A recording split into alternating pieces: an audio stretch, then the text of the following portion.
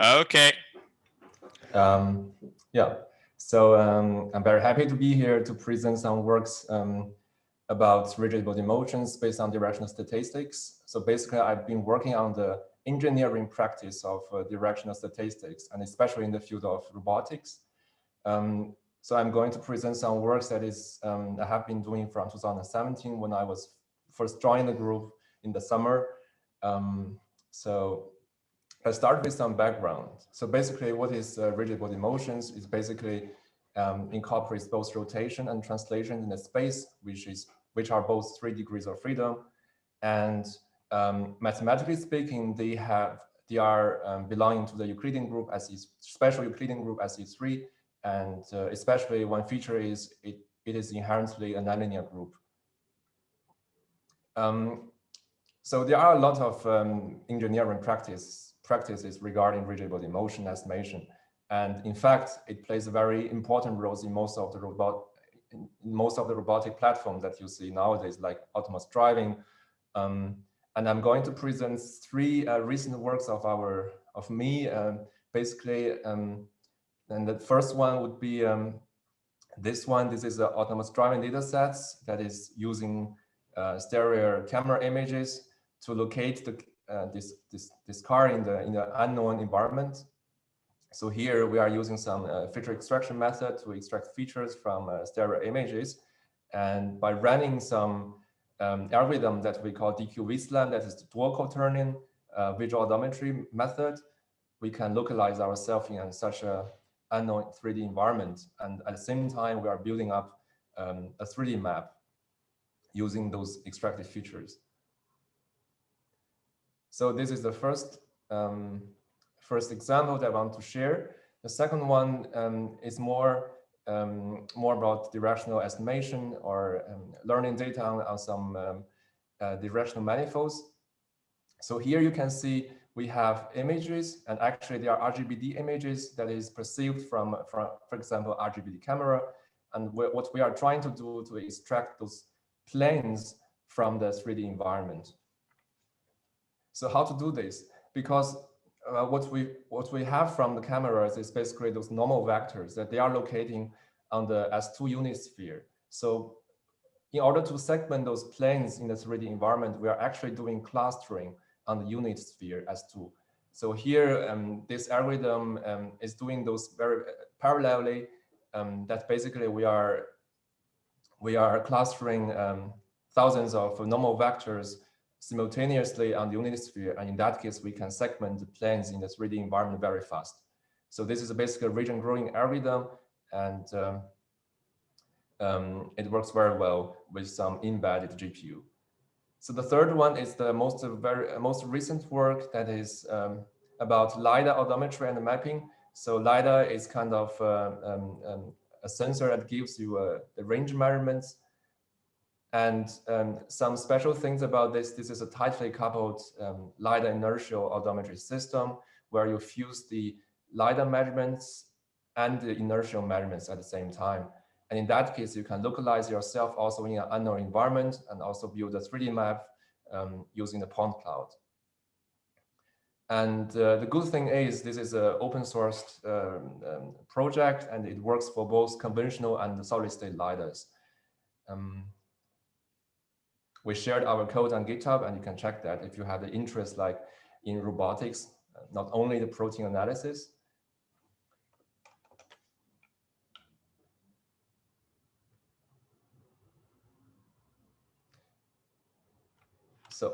So these are the 3 examples I want to share. And so coming to the directional statistics about rigid body motion estimation. So first issue we have to address is how do we represent the rigid body motions?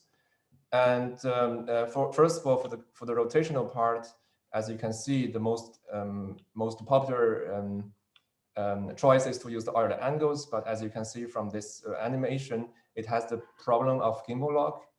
And the rotation matrices to use 9 elements to represent the 3 degrees of freedom, and therefore we have a high degree of redundancy. And this can cause some numerical instabilities or some more memory consumption. And here in our works, we always use unit quaternions, which is a 4-dimensional vector. And by definition, it has a rotation angle and also rotation axis, where you have this axis angle representation, but we reparameterize it on the unit hypersphere. And as you can see, by changing those 4 numbers of the quaternion, we can manipulate any object in the space. One feature that we had to mention is basically a quaternion and its antipodally symmetric one, they represent the same rotation. So if we want to have some distribution describing the uncertainty of quaternions, then we have to pay attention to this antipodal symmetry because they have to be given the same density value. So coming from this quaternion to represent the 3D rigid transformations, we use dual quaternions. So dual quaternion is basically a combination of quaternion representation and dual numbers. And here you can see we actually have 2 parts, so 2 quaternions. So first one is the real part. This is basically a unit quaternion representing the rotation. And second part is the dual part, which is a composition of the translation. This is a pure translation and the rotation vector, rotational quaternion vector. They are combined with this Hamilton product. So it actually gives us the definition of this manifold. So what is the dual quaternion manifold? It's basically an 8-dimensional vector, and the first 4 elements, this is the rotational quaternion. It is located on unit hypersphere, and the dual part, it is orthogonal to the real part. So this is the definition of this manifold, dual quaternion manifold, when the dual quaternion is used to represent the 3D transformations. It only brings 2 degrees of redundancy, which is much better than those SE3 matrices. They use 16 elements to represent the 6 degrees of freedom. Coming to the estimation part, so what we are looking at is basically recursive estimators. So the basic setup is we have a system model where we have the state vector, and in this case, in our case, this state vector is located on a nonlinear manifold, which could be the unit hypersphere for the orientation or the dual quaternion manifold for the spatial transformations. So I denote it as a general letter M, that's the manifold. And we also have some noise term that could be also generally defined. It depends on which kind of system you have. Also, we have a measurement model. So here we still have our vector lying on the manifold, and we have some specific noise term that is also having its own, that is also defined on its own manifold or space. This also depending on what kind of sensors you are using. Like if you are using a range sensor like a LiDAR, then basically this is 3D coordinates, 3D Euclidean space. So this is a basic setup of a stochastic filtering algorithm. And our focus is first, I want to introduce some recent works about quaternion-based rotation estimation. So basically there are some estimators defined on the unit hypersphere S3 and some dual quaternion-based rigid body motion estimation. So, and third, so this talk is not going to be very dedicated to the filtering algorithm, but rather give some insights on the probabilistic modeling on these 2 manifolds, basically the quaternion manifold and also the dual quaternion manifolds. Okay, and first of all, some insights on the probabilistic modeling of the uncertain unit quaternions, because they are located on the unit hypersphere. So I think many people here, you are experts of directional statistics. So now you already can guess out what I'm going to talk about, because we have the antipodal symmetry of unit quaternions. So the first one we want to apply here is the Bingham distribution, because it is inherently having such an antipodal symmetric dispersion. So this is only a visualization in the 3D world, because it's very hard to visualize for the hypersphere. So here you can clearly see we have 2 modes that is identical and also antipodal symmetric on the unit sphere S2. And the nice thing with directional statistics, like distributions here, they are basically inherently defined on the nonlinear manifold. And many approaches in the engineering research, they do some linearization of this nonlinear manifold, where they could apply a Gaussian distribution on this linearized space, which they call a tangent space. But here, distributions from directional statistics, we do not rely on any linearization, but we can have such a distribution inherently defined on nonlinear manifold. And in order to use the Bingham distribution for stochastic filtering, we have to rely on sampling approaches, because the Bingham distribution, it does not have a closed form to calculate normalization constant as a Gaussian distribution does. So every time we do some sampling, this could be random sampling, like every time the sampling result would be different.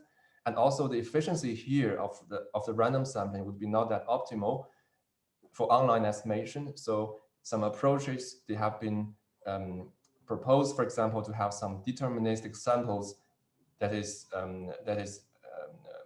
generated from the Bingham distribution. So here, this is from Igor Gilichinsky in 2016. It's an Anthony transform-based sampling approach on the unit hypersphere for the Bingham distribution. So based on that, I have proposed something to have some flexible numbers of samples for the Bingham distribution. So as you can see on the circle, we could have kind of manually defined numbers of samples on the circle for the Bingham distribution, and also for the hypersphere and also spheres. So the thing here is the sampling is only working for the principal directions, where you can see, like on the S2, you only have these two principal directions, and you have flexible numbers of samples on these two directions.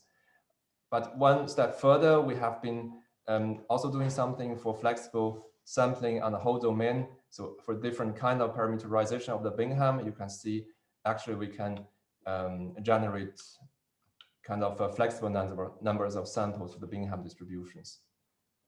So the profit that we get from having such larger numbers of samples is because our filtering algorithm is purely it is depending on such a sampling scheme, where we first generate samples and we propagate the samples through the system dynamics, and we reapproximate a Bingham distribution from the propagated samples.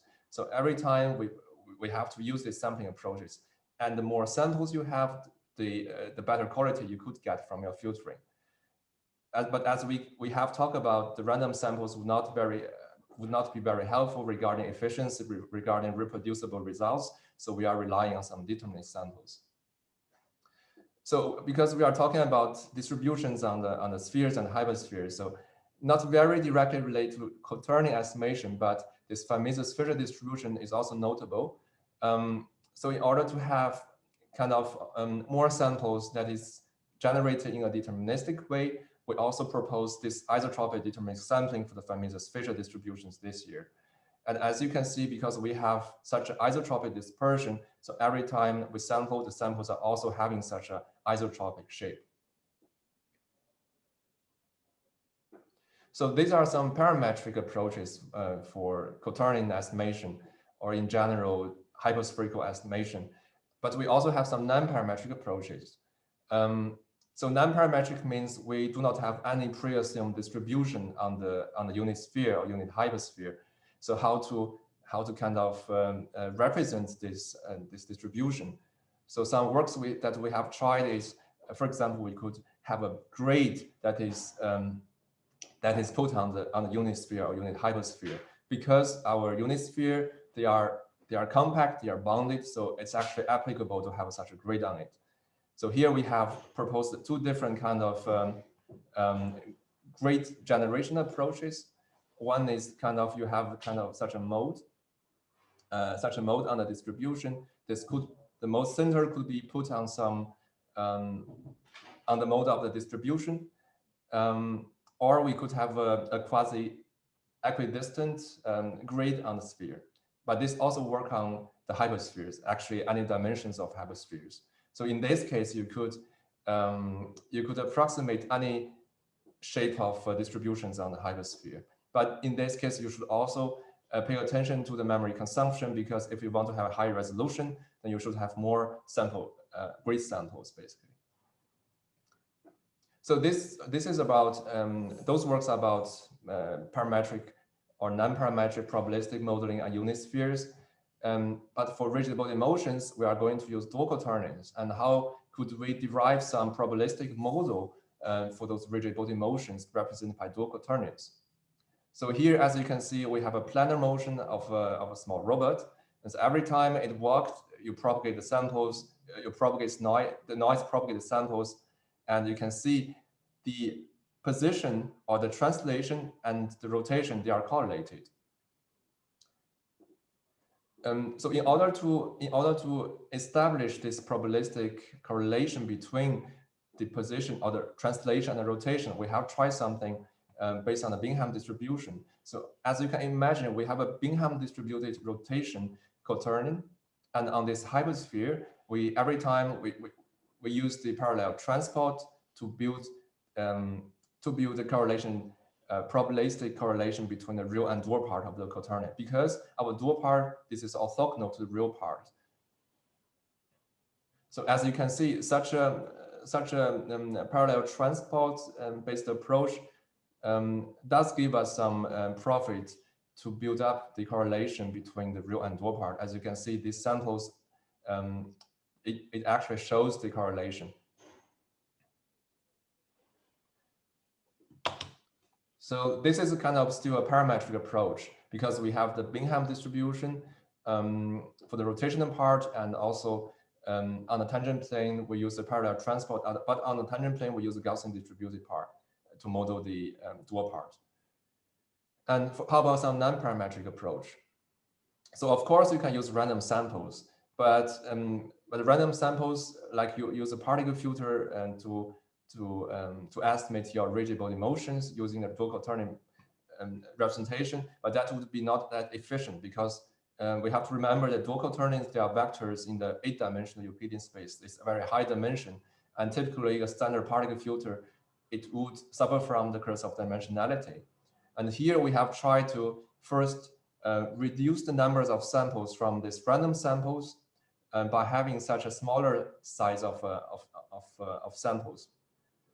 So this is actually unified sample reduction paradigm that you could you could also reduce samples for quaternions, reduce samples for dual quaternions, or reduce samples for hyperspherical states. So here I'm only going to show these results for the SE2 states, which is planar motions. Planar motions represented by dual quaternions. So in this case, you have 3 degrees of freedom overall, and if you use dual quaternions, they are going to be 4-dimensional vectors in the space. And as you can see from the results, here are also some further results, the correlation between the rotation and the translation, they are maintained after reduction. But in this case, you have deterministic representation of the underlying uncertainty, and also the sample size is much smaller. And further, you can use these reduced samples in some sample reduction based filter, like in this one. So this is actually a simulation of several steps where you have such a multimodal system noise. You have 3 modes of system noise. And every time we propose this sample reduction based filtering scheme to do the estimation for the SE2 states. And here you can see in comparison with the particle-based filtering, it actually gives much better results because the particle filter, they would have the degeneration issue if you do not treat them specifically or you do not use a very large sample size. I think this is going to be the last slides of the technical part. And these are some references that is related to those works that I have introduced. And I would like to thank you for your attention. And if you have any further questions, I'm here to answer them. Thank you. Okay, thanks a lot. Knock, knock, knock. Can you even hear that? I'm not sure if anybody can hear that when I'm knocking. I can hear that. Okay, great. So, questions?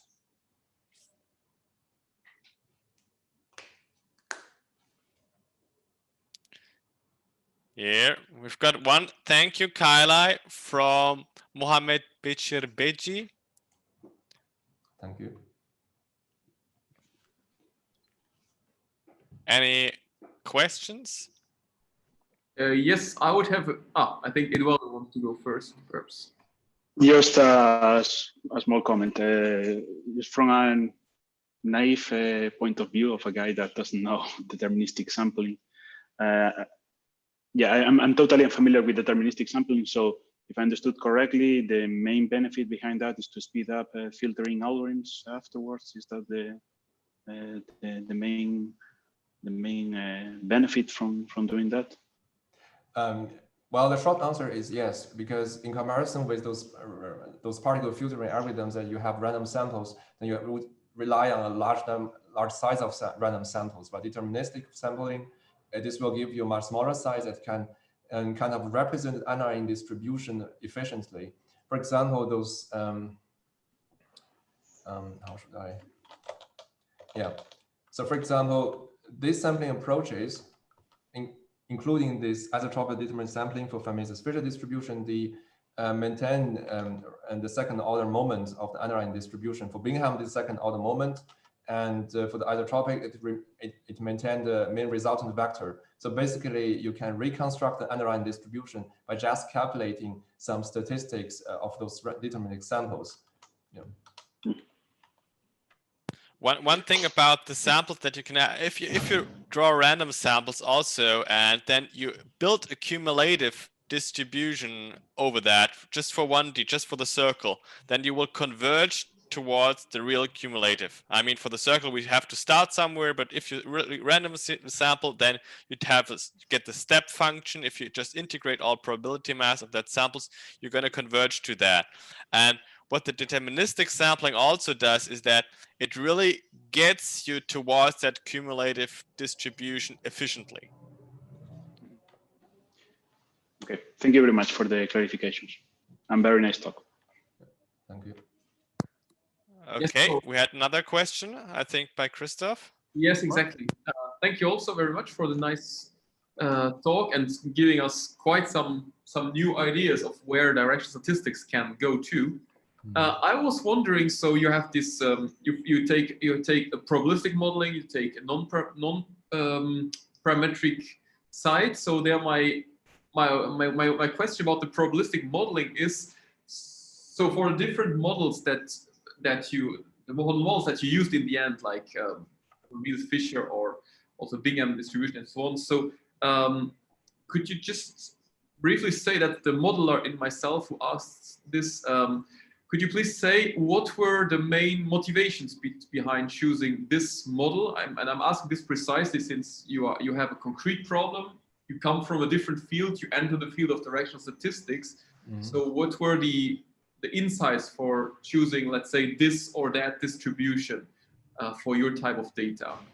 Well, yeah, regarding rigid body motion, like rotation, we are going to use quaternion, the antipode that is symmetric. Then we typically use the Bingham distribution, or you can choose actually the Watson distribution, I guess, because it also has antipode symmetry. Indeed, yeah. Yeah, but actually Bingham distribution, this is not isotropic, but Watson it is isotropic, which is actually more, this Bingham is closer to the engineering practice. So this is the reason why we choose Bingham distribution for quaternion modeling. And if you have just orientation, then this basically you want to have a distribution on the S2 sphere, unit sphere, that is. So here the Mises Fisher distribution can be used, and in some cases, really, because if you are working with real sensors, they sometimes does not give you kind of very standard uncertainty, just as a parametric modeling, parametric distribution gives. So in that case, you would expect something that's more flexible, like if you can use grid-based modeling approach, where you could actually approximate arbitrary shapes of distribution.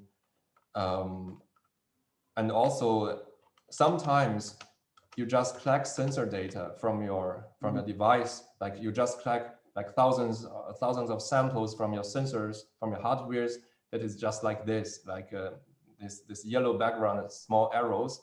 This gives you kind of a collection of data that is quite noisy, but you cannot directly use them because they are such a large number. And actually, every time you change you change your sampling from your hardware, then they will give you different samples. And in that case, we want to first reduce the sample number and also have such a deterministic samples to represent the underlying distribution. A nice thing for this is it is not parametric. You can actually reduce samples for any kind of dispersion of random samples. Yeah. Okay, well, thank you very much. That's very clear. Yeah, thanks. Further questions?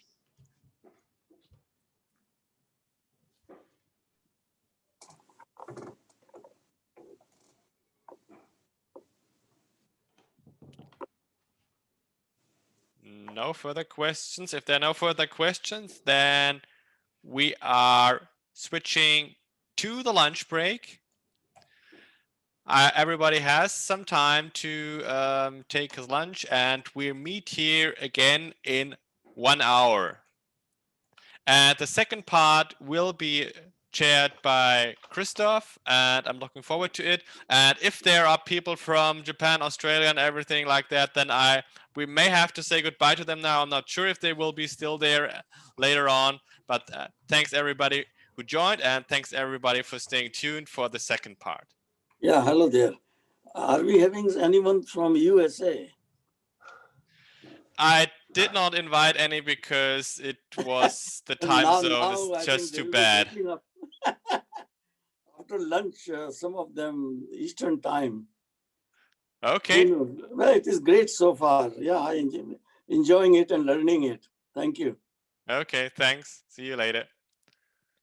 And everybody's obviously welcome to invite people from the US if anybody knows someone who should be here.